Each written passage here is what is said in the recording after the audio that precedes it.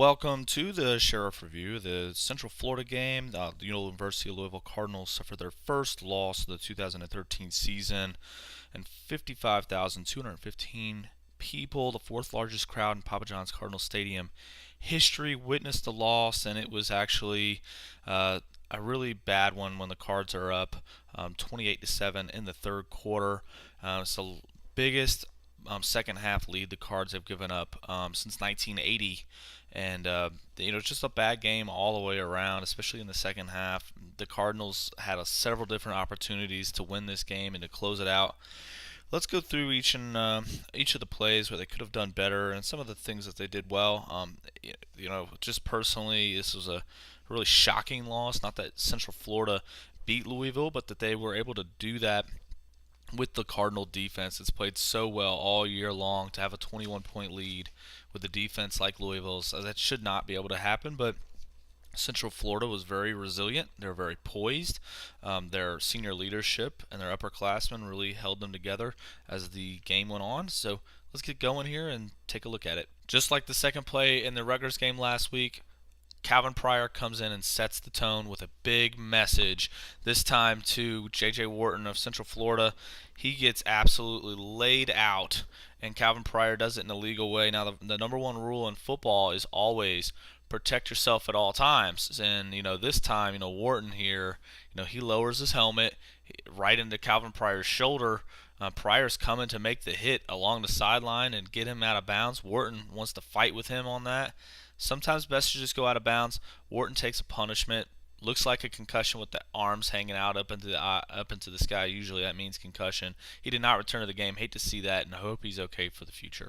Storm Johnson was a beast for Central Florida all day, and in this play they catch the Cards napping. Marcus Smith comes in on a stunt, and Roy Philon has to set the edge. Storm goes right by Philon, and then Calvin Pryor is late while Terrell Floyd gets blocked downfield by the tight end. So that's just a play where Central Florida is able to get downfield and really get a big gainer there when the Cards get just a perfect play call really on that particular defensive play call.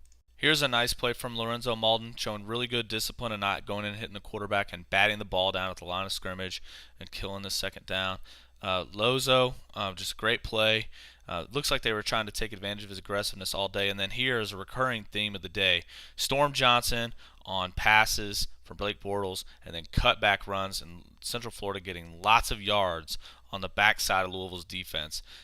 This is a gap discipline. This is a lane discipline. Charlie Strong and Vance Bedford talk a lot about keeping people inside and in front, and on this play, Louisville did not do that. Now Preston Brown comes in here and makes a nice play behind the line of scrimmage for a tackle for loss. And then Blake Bortles makes a very bad decision, a very, very poor throw. Looks like he's trying to throw the ball away. The ball does not go out of bounds. Calvin Pryor is able to keep it in bounds and get the possession over to the Louisville Cardinals. So this is a point opportunity missed for Central Florida. They reviewed the call. It stood. Calvin Pryor with an interception. So Central Florida misses out on a scoring opportunity, and Louisville gets their first possession of the game. Nice drive for Central Florida that ends up with no points. Best case scenario for the Cards at this point. When the Cards got the ball back, second, third, three here, Central Florida is able to jump the snap here because the Cards are against the play clock, and it's either going to be a delay of game or they're going to have a nice little run to Teddy Bridgewater, the handoff, and that's exactly what happens here. Central Florida comes in and busts up this run play to Sonoris Perry. On this 3rd and 6, I think Eli Rogers gets a great spot for a first down, but the Cards get the first down and move the chains. Eli does catch the ball really close to the line of scrimmage there, or the first down marker there, so it is close. Then Teddy should have thrown an interception. Here targeting Gerald Christian, he overthrows Gerald, and it's right into the hands of two UCF defenders, and the Cards are lucky to retain possession on this particular throw. Then we get the first play to Spider-Man here from Devontae Parker from Teddy Bridgewater. Good to see Devontae back. Good to see him healthy. Teddy Bridgewater moving really well in the pocket, and Devontae finding the perfect spot for Teddy to throw him the football along the sideline. Great play for the Cards there. And then finally, the drive is capped off with a touchdown to Eli Rogers, who I think if he were selling popcorn in the stadium, Teddy Bridgewater would throw him the football. Eli Rogers just gets behind the defender, and it's just a really easy throw and catch for Teddy right there. So just fantastic to see Eli, fantastic to see Devontae, and the Cardinals score on their first drive against Central Florida. I told you that as soon as Louisville starts covering kickoffs, I'll stop complaining about it. And in this particular case, you have your kicker, John Wallace, making the play along the sideline at the 40-yard line. That just cannot continue to happen. And then I really love this play from Lorenzo Malden on 2nd and 10. He really bust up that play. That play was going to the running back, and he goes out there and covers him instead of covering the quarterback. And that is just a fantastic experienced play from Lorenzo Malden that we have not seen since he's been here at the University of Louisville. That play shows growth from him. Now we have two plays here from Ryan Hubble. Teddy Bridgewater hits Hubble, and it's just a huge gain all the way to the 20-yard line for the Cards. It's a very good play for both these guys. Gerald Christian takes both defenders. Hubble's right clean up the middle, and that is just exactly how they wanted to draw it up. And if you do that to Teddy Bridgewater, he's going to make you pay, which they do right here. And so, on the very next play, though, that we see from Hubble, it's actually a fumble right at the pylon. Ball goes out of bounds at the pylon, which is a touchback by rule. Looks like it, it just the guy makes a great play on the ball, knocking it out and hitting Hubble's hand. Hubble really needs to secure that ball better up against his body, not with two hands, because when you get your arms hit like that, it's really easy to fumble the football. The Cardinals get a tough break. That ball goes out at that 1-yard line. They get the ball back at the 1. Instead, it hits the pylon, and by rule, Central Florida gets the ball right at the 20. And, just a bad deal because that's a scoring opportunity that the Louisville Cardinals didn't have, and they lose by 3. Here the Cards on 3rd and 1 do a great job of making a wall and denying the gain and forcing a 4th and 1. And, it's just an incredible job. You see everybody up front, Preston Brown, Roy Filon, Lorenzo Malden, everybody. I mean, you can't really single anybody out. It's just a good play. But then on 4th and 1, the Cards do exactly what Central Florida wanted them to do, and that's jump off sides. It's not just Preston Brown, although he is probably the most obvious one. But at least Preston did hit the quarterback, but I don't think there was a chance in hell Central Florida was running a play there. And then you see Storm Johnson have a huge gain here on another 3rd and 1 that the Cards get. And so it's just a bad deal all the way around on those particular plays. Here's 3rd and 2, and Teddy Bridgewater is scrambling, and he's looking for someone to come clean, and he actually steps out of bounds before he gets rid of the ball, and it looks like it would have been a first down if he had gotten it out of his hand, and there was no protest from the Louisville sideline, so that's just a bummer play. But then when Central Florida gets the ball back, the Cards don't stop him. Here's 3rd and 4. You see Jermaine Reeve just totally get roasted on an isolation play by Storm Johnson. You really need your corners to make tackles in space, especially against running backs, when teams are using the flat. So, Jermaine Reeve here is really important for him to make that play and not allow him to have the sideline, at least force him towards the middle of the field if he misses. Then you get 2nd and 15. Blake Bortles on a scramble.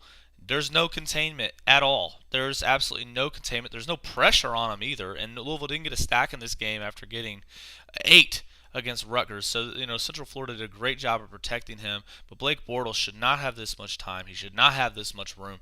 And he should at least take some shots if he's going to run down the field. And he does it there. And then, you see Rennell Hall here. And the Cards make a play. Preston Brown forces a fumble. And then it goes directly into William Stanbeck's hands for Central Florida, and then they get even a longer gain than they would have had off Rennell Hall's run. So that's just lucky for Central Florida at that point. And then they do score on a William Stanbeck run.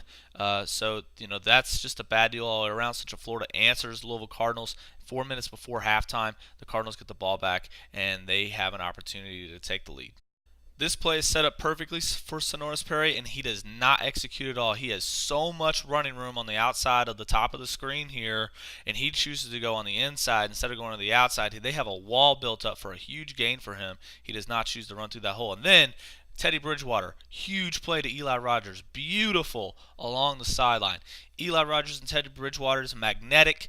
You can see Eli keeps his feet in bounds. This is an NFL catch, and that is just as good as you can get. And then on 3rd down and 5, it's just really easy for Damian Copeland on a clear out slant right across the middle.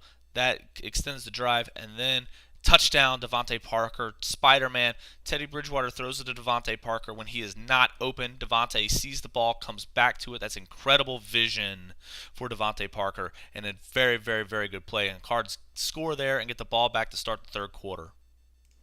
To start the second half, it's really all about Dominic Brown. Dominic Brown, this was his drive to start the third quarter, and he does an incredible job of moving the chains for the Cardinals, and the offensive line does a great job of making holes for him to run through so that they can get first downs, and then eventually this touchdown from 20 yards out.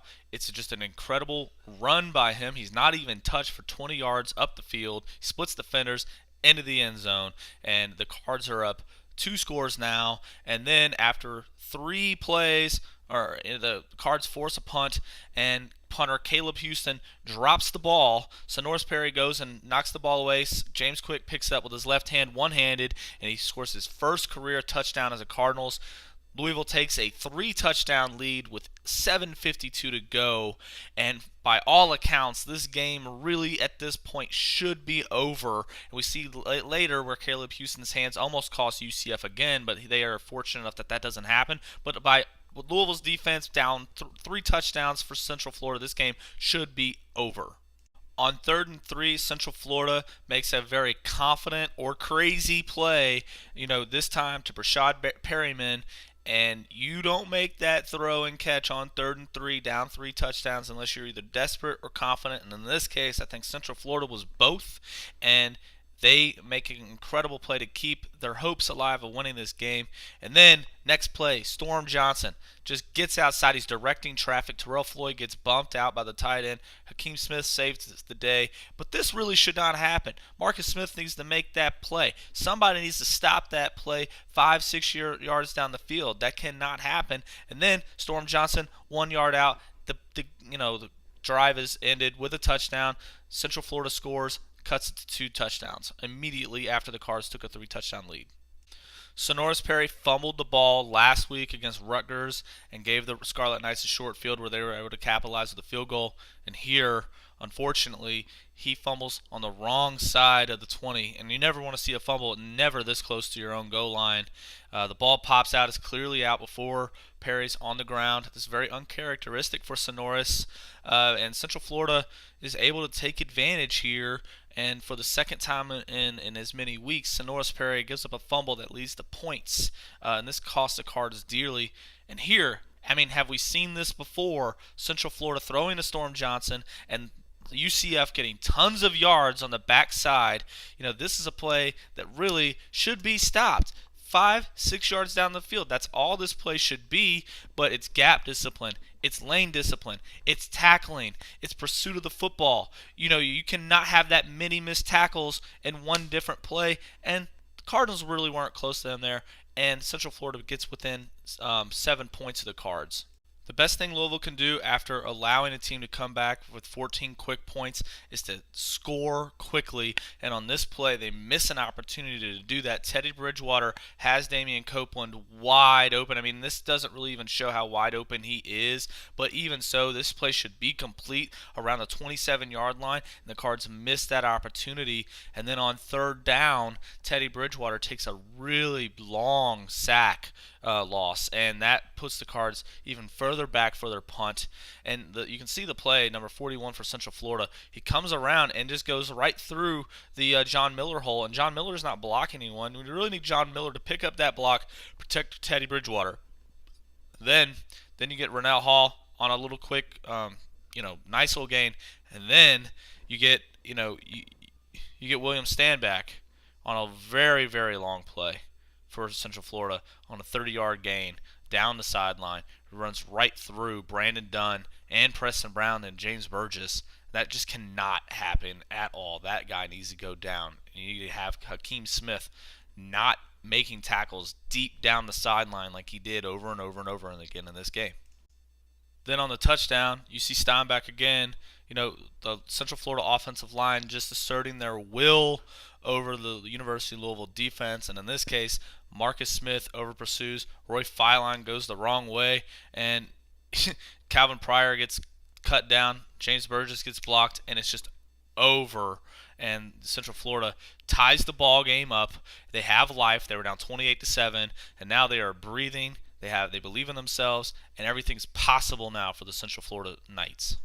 This may be the most important 9-minute segment of the game. First play I'll show you, Ryan Hubble at the top of your screen just misses his block, and the Cards suffer a tackle for loss on Dominic Brown's carry there.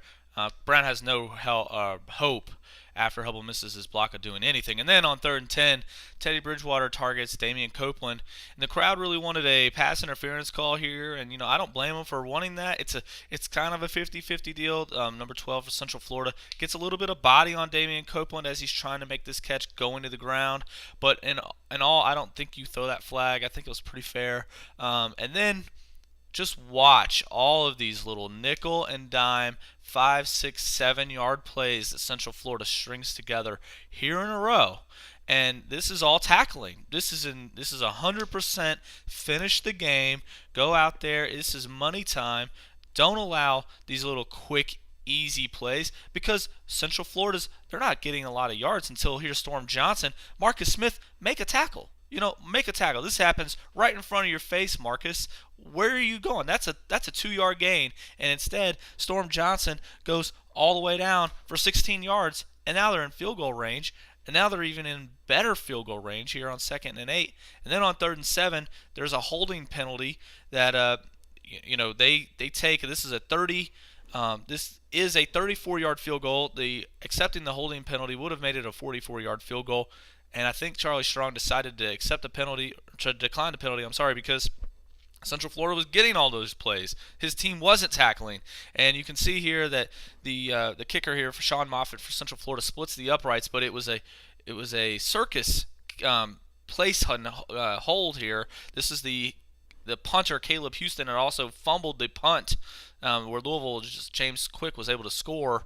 And, that was just a really important series there, because that 3 points was the difference in the ball game. And now Central Florida has the lead and they have an advantage, but Louisville does get the ball back with 7 minutes to go.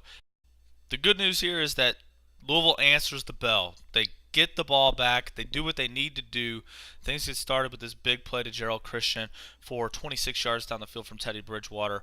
And then here on 3rd and 5, things get dicey. You got 4:50 to go. Teddy Bridgewater throws a bad ball to Eli Rogers, and the offense convinces Charlie Strong to go for it on 4th and 5. Devontae Parker gets a pass interference call, which this is textbook pass interference. I don't even know. I know Central Florida fans were upset about that over there in their section, but you grab the guy around the waist, you don't turn around for the ball, you face guard. That's every definition of pass interference you can get.